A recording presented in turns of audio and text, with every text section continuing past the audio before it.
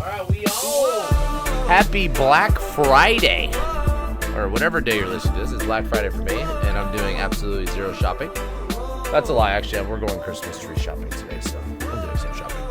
But what's up, everybody? Hope everyone had a good Thanksgiving. And today we're going to talk about the essential part of a proper morning routine / maybe evening ritual routine for people.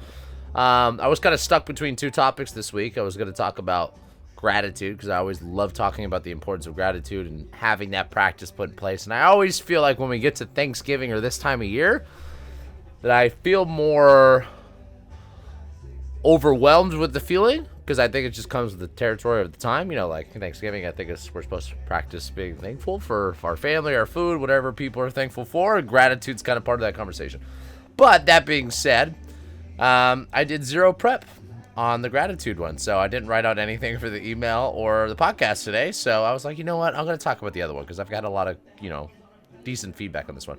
So I was talking to a one-on-one client of mine last week about this, and then actually another one-on-one client of mine this week of this, and I was just kind of talking about my morning routine and why I deem it as such an essential piece.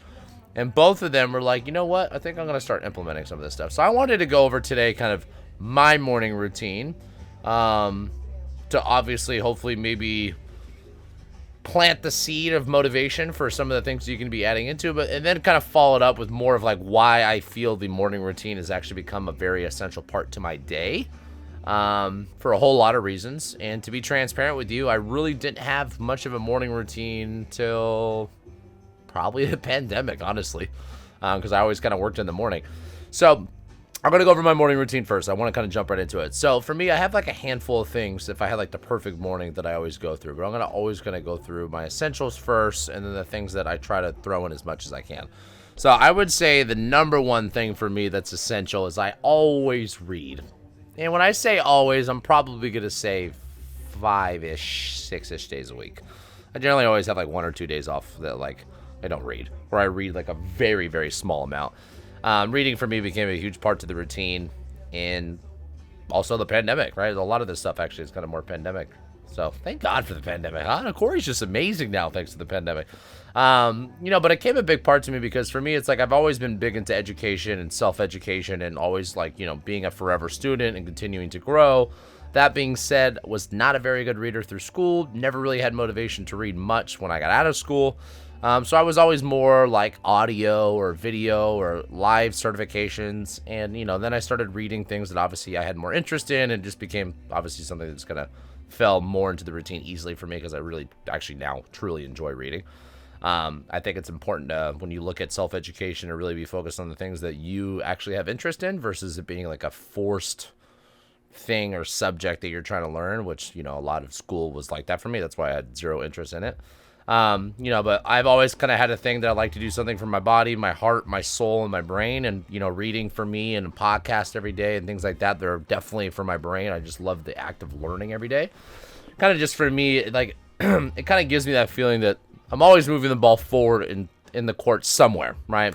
And sometimes that's not my fitness. Sometimes it's not my business. Sometimes it's like whatever. But like me having the act of like learning some of that information is obviously a big piece. I can go into the rabbit hole of the execution behind reading and how I feel like reading can be a wasted time for some people, depending on what you're trying to get out of it. But reading for sure was number one. Number two, I would say the most consistent is probably my morning sunlight, my morning walk with Kona. For me, there's something that, like, as I started to get into the science of like studying a lot of sleep and understanding how circadian rhythm works, and obviously the benefits of just being outside in nature, one of the most essential times to actually get sunlight in is first thing in the morning, right? So waking up and getting sunlight direct into the eyes, right? I actually don't even wear sunglasses that much anymore because of the science of this. And a lot of that is the communication between the visual of your body actually taking in the light via eyes, and the whole kind of clock system that it sets off from there. I'm not going to try to get into too much of the science of everything that I do today, but, maybe down the road I will. But today, just kind of talking more about what I actually do, and a little bit of why. So, I always wanted to be like, okay, like Andrew Huberman was a guy that I really love. I love his content, neuroscientist out of Stanford, and this is all he pushed when he started getting kind of popular in the social media world. It was like, hey, you got to get direct sunlight in the eyes, and just like, even if it's cloudy or if it's rainy, like getting time out, and especially during the winter. So I started doing that, and I started just realizing like that moment of solitude that it gave me every single morning of just like, 10-minute walk to the park, 15 minutes maybe playing with Kona, 10-minute walk back. So let's call it 20 to 30 minutes of total walk. It was a great way for me to get steps in. It was a great way for me to be outside. It's a great way to be with the dog, get the sunlight in. So all that kind of the health benefits from it. So that's something that has really kind of moved to like an everyday part thing for me. Probably the same thing like reading. It's mainly like 5-6 days a week. Number 3, I would say meditation is probably, out of all the things in the morning for me, meditation is definitely the hardest, right? Like, for people that follow me and know me, like I do cold plunge, my sauna, my cold plunge. My cold plunge definitely is the hardest thing in my routine.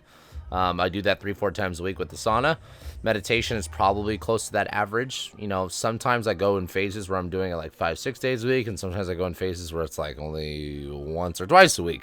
So I would say the average is probably closer to 3 times a week. But there's something for me that you'll see that runs parallel with all the morning routine things. It's just like the opportunity to have that solitude in the morning to kind of be by yourself really just like sets the tone for the day for me, right? Like when I feel like I have time to myself and I did a little reading or I took care of my health or whatever it is, like it just really, really sets the pace for me throughout the rest of the day.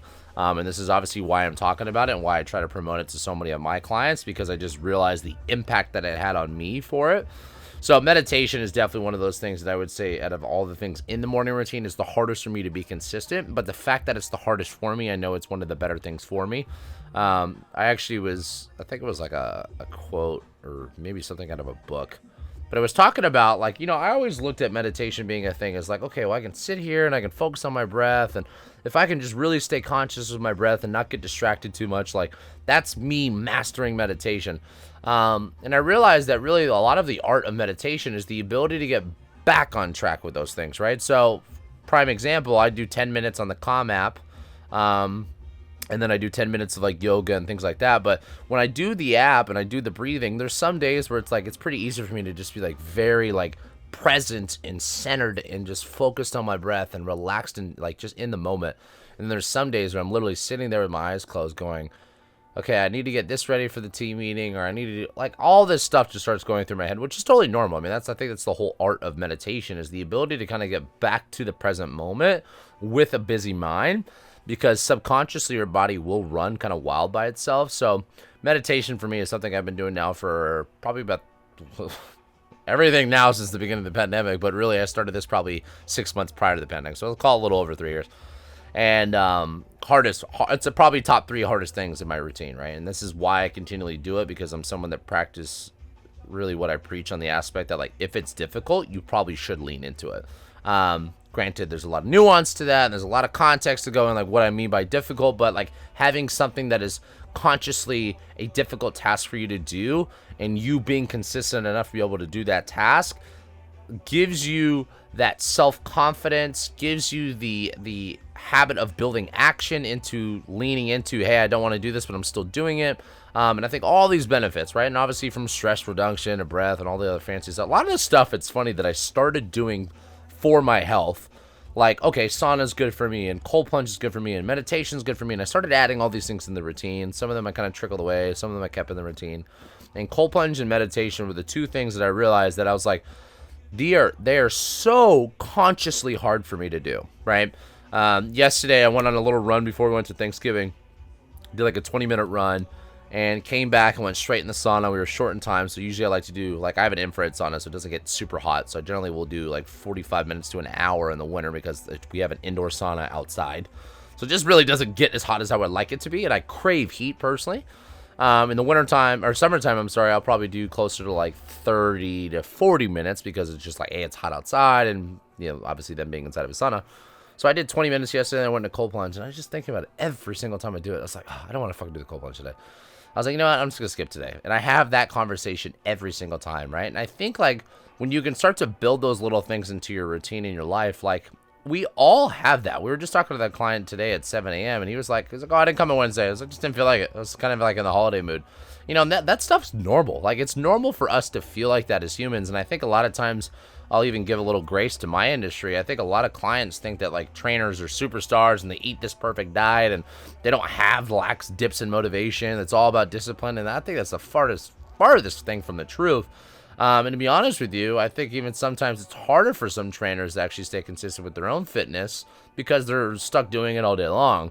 So we all have these things that constantly test us. And I think the importance of having those things consciously in a very smart way where it's not overwhelming and it's not like, you don't need to make your life hard. Like, make parts of your life hard because it makes the rest of your life easy.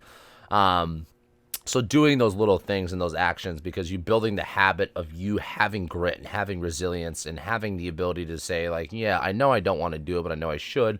And the ability to take that, that step forward in the right direction is obviously a huge piece. So number one, I always say, is reading. Number two for me is just getting outside, getting some good sunlight. Number three is probably meditation. In meditation, I bought a red light therapy device. So when it comes to sunlight, there's red light, near infrared light, UVA, UVB, all this good stuff. A lot of healing properties are actually in the near infrared and far infrared side, which for those that don't want to buy a $1,500 red light device or go to a tanning salon that maybe has the red light one, like I want to do the tanning, but I'm talking about the red light one. What you get the most red light in the sunrise and the sunset. So basically, when the sun angle is the lowest, we get the most far and near infrared lighting, right? And a lot of these healing benefits for collagen production, wound healing, like all the fancy stuff that they try to sell you on, you get a lot of that from red light. So I bought one of these things a couple years ago on Christmas for myself. And so what I do, and this might be a little bit of too much information for some people, but I started reading about how if you get direct light exposure and you're completely naked, okay, and you get this on your gonads, male or female, that there is like a testosterone increase. So when I read this the first time, and if you guys know me, I'm a little crazy like that. So what I do in the morning is I literally strip down naked. I do 10 minutes of meditating in front of the red light, and I'm sitting there crisscross applesauce, just doing my breath work. And then I do 10 minutes of some type of stretching. And yes, I do this all naked. And yes, I let the light shine where the light normally shine, and all for my health. So those are kind of things that I kind of just put into one little kind of routine. It's basically like 10 minutes of meditating, 10 minutes of yoga, and I just have the light on for 20 minutes. So those are kind of like my big three, and if I were to say, for me, coffee is obviously a huge essential thing in the morning. I always like to wake up and, have a big glass of water, sometimes maybe a little salt in it, depending on how I'm feeling or how my routine looks. I make myself a cup of coffee that I generally don't try to start drinking until I'm an hour in to get the cortisol production down or the release to kind of drop. And then I have my coffee. So I have all these little intricate details. But to kind of like sum it all up, like what I've learned from having a good morning routine is there's a pro and a con to it, to both sides, right? Because not having a morning routine, I never had a con to something I never had. Having a morning routine, the one thing I will tell you is there's just like a little less fulfillment in my day when I don't have the time for myself in the morning. One thing I've learned about running a business, probably more than any other area of my life, is in order for me to really, really proactively be growing my business, I needed to take myself out of the day-to-day operation to have more time for reflection and awareness and solitude, and have the time for my body and brain to have the energy and time, most importantly, like I'm saying, to be able to kind of think about, like, what do I need to do in the future? What do I need to do kind of, moving forward proactively versus, the first, like, 3 years especially, probably 2 to 3 years especially, and then still now a little bit on and off, but it's definitely like I'm at a place where I'm like, I have that time. When I didn't have the solitude, or I work more, like last week we had a lot of the coaches sick and I ended up covering a lot of classes. It's no big deal. I love coaching the classes, but what I even realized is not having my morning routine or not having the energy or the time for myself. It's very easy to kind of just get into the day-to-day stuff, right? And when you get into this day-to-day routine, I think there's a mixture of like complacency that happens, but there's also it's very easy to just kind of like not really outgrow what you're doing, right? And I think the importance of having solitude and reflection gives you the opportunity to really take the time for yourself to realize, like, what do I really want in my life, or what is the routine that I currently have actually doing for me? Like, is it serving for my goals? Is it serving me for the better direction? And the solitude thing, I think from a stress management aspect more than anything, there's something about having a little time by yourself. And more importantly, I think there's even a dramatic difference of being by yourself outside than there is inside. But having that time, I think, is deemed essential. And even some religions and even kind of more the Eastern medicine stuff, they say that it's like a lot of the 4 a.m. to 6 a.m. is like, they call it the spiritual hours, right? Like there's something graceful about that time. I was here this morning at 6 a.m. for covering classes, and me and Jamie were here. No one showed up at 6 a.m. I don't know why I keep opening the damn classes at 6 a.m. after fucking holidays. But whatever, just sitting there, we're obviously just chit-chatting through the hour and just like seeing the sunrise. When you go from driving in the dark to seeing the sunrise, there's something just peaceful about that. And I think for me, like being in nature and being such a beach bum my whole life, like I really fill my cup back up having that. So the morning routine kind of does that for me. And I think the ability to, fill your cup a little bit and have something that's dedicated towards you and what you need. I wanted to share my morning routine because hopefully maybe that can influence you to pick up a book and start reading, or start stretching in the morning, or start meditating, or have a little time for yourself, or walk the dog. Like the act of just getting up and going to work, or getting up and getting your kids ready. And granted, I know a lot of people maybe don't have the luxury of having that time. So I can sympathize with that because I didn't have that for a long time in my career. And now that I have a schedule that's conducive to that, like it's much easier to do that. And when I don't have that, it's harder. And that's why I kind of said in the beginning of the podcast, like maybe these are things that we throw like in the evening. One of my clients, Shiloh, we were talking about it this week. I'm someone that likes to keep a foam roller and a lacrosse ball in front of my couch and TV. Because when I go home at night, I think it's nice for me to just foam roll a little bit and stretch on the hardwood floor. Like, I just want to move a little bit because I feel like I sleep better. It's easier for me to relax. I hate going straight from, like, work to straight to a couch. Or dinner straight to a couch, I mean. But in the morning, I don't do any foam rolling, but I'll do some stretching and some moving, So for me, my hips naturally are tight, like everyone. Like, our hips are tight, our shoulders are tight. So I like doing something that kind of just gives me a good start. When I go straight to work, it's very easy for me, like, today, just use today as an example, starting so early and then working straight through 1 or 2 o'clock, whatever it is today. Then it's like, okay, go get a Christmas tree. It's very easy for me. I'm not going to have energy to read when I get home tonight. I'm not going to want to do a lot of this stuff because I didn't have that little fill my cup moment, but my schedule wasn't as conducive towards it, right?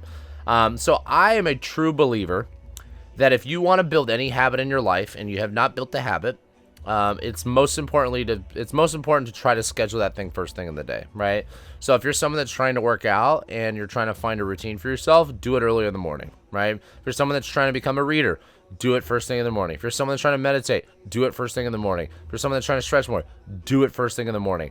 And if you have kids and it's like you have roommates and it's harder for you to do that, wake up an hour before everyone in the household and make that your time.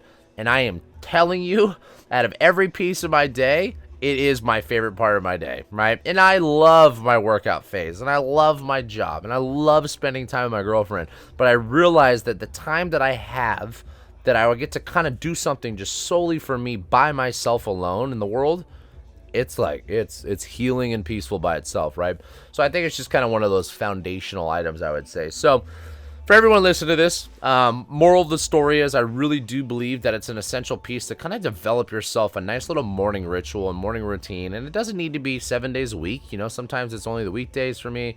Some days it's only a few days a week if I'm on vacation. But like trying to find something that you feel is for you, and most importantly, it's worked towards the goal that you have set for yourself, will be a big game changer for what you do. For those that, do listen to this podcast religiously, I appreciate you guys listening and supporting as always. I love the feedback. And if you guys feel like you want to hear more of why I do certain things, I try not to get too deep in the why because I wanted to make it more of the core concept of why the morning routine is essential. But for me, if you guys want to hear more of kind of like why what I do is essential to what I do, then we can. But I think for everyone, just the takeaway from this would be, what's something that you've always wanted to work on that's for you? If there was anything I would love to add into my morning routine that I don't really do well, is I would love to be doing more content, right? Like I really want to get more involved with education for my clients, you guys, my coaches, the business. And I feel like the morning routine is going to be the only way I really kind of can get there and get some dedicated time towards that. But until my schedule changes or until I make it a bigger priority, I'm not. Like right now, it's just more of like taking care of my own health, right? But I think all those little goals that we have set for yourself, the morning routine is the best way to develop that habit, because it's the hardest. It's easier to make an excuse at the end of the day. You guys go to work, you pick up your kids, you go do whatever you got to do in your normal day. Trying to go home and convince yourself to do those things at night, like, oh, I'm going to meditate at night before I go to bed, or I'm going to foam roll, or I'm going to read before I go to bed. And I could just be, that could be strictly my own bias. I think it's harder to do that because you've used so much energy throughout the day being a normal human being and living life and going to work and doing everything you are. For me in the morning, it's like we can wake up a little bit of fire. So the hard part is getting in the habit of waking up early enough to do it. But I will tell you, out of all the little daily pieces that I have, putting an essential morning routine, big game changer. Big game changer. All right, guys. Well, that's all I want to talk about today. Have a great weekend for those that are celebrating Thanksgiving, enjoying the time off with their family. If you're listening to this at a random time, enjoy your day no matter what. And I will probably see you guys on Thursday or Wednesday next week because I'm going to head out to Palm Springs. But we'll drop some content before I leave. All right, guys. Have a great day. Bye.